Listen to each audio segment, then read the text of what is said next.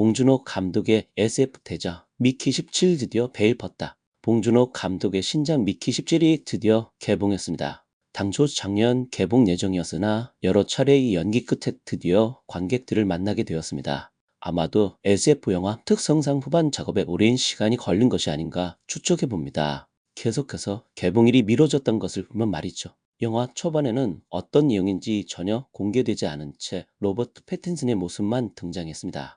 캡슐 속에 갇힌 그의 모습은 이후 복제 인간 이야기라는 것이 밝혀지면서 궁금증을 증폭시켰습니다. 영화 미키 17은 SF 소설을 원작으로 하며 제목에서 알 수 있듯이 주인공 미키는 17번째 복제 인간입니다. 미키는 익스텐더블, 즉 소모품과 같은 역할을 자처합니다. 다른 행성으로 향하는 우주선에 탑승하기 위한 조건 중 하나가 바로 익스텐더블 지원이었던 것이죠. 익스펜더블은 신체를 복제하여 죽어도 다시 되살아날 수 있는 존재입니다. 미키는 사채업자에게 쫓기는 신세였고 다른 선택지가 없었습니다. 복제된 신체에 죽기 전까지의 기억을 주입받는 방식으로 미키는 계속해서 되살아납니다. 복제될 때마다 미키의 성격은 조금씩 달라지며 위험한 임무에 투입되는 생체 실험 대상이 됩니다.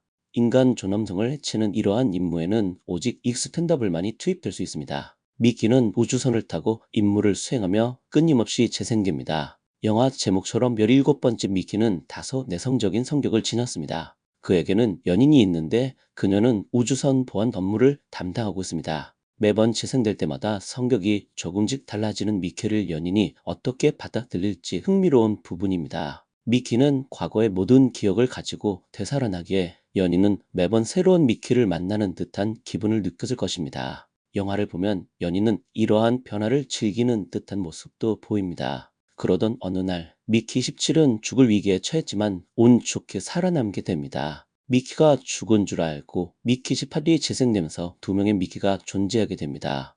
이는 멀티플이라는 위험한 상황을 초래합니다. 두 명의 미키는 동시에 존재하기에 어떤 일이 발생했을 때 책임 소재를 가리기가 어렵습니다. 실제로 이러한 멀티플로 인해 큰 사건이 발생한 적도 있습니다. 영화 미키 17은 SF 장르를 표방하지만 이는 단지 소재일 뿐입니다. 봉준호 감독은 지금까지 작품성과 대중성의 경계를 절묘하게 넘나드는 작품들을 선보여 왔습니다. 어떤 작품은 작품성에, 어떤 작품은 대중성에 더 무게를 두었죠. 이번 미키 17은 작품성에 좀 더 초점을 맞춘 것이 아닌가 생각됩니다. 영화를 보고 나면 사실 별다른 내용은 없다는 생각이 들 수 있습니다. 굳이 의미를 부여하자면 모든 존재는 존귀하며 우리는 타인을 존중해야 한다는 메시지를 담고 있다고 볼 수 있습니다.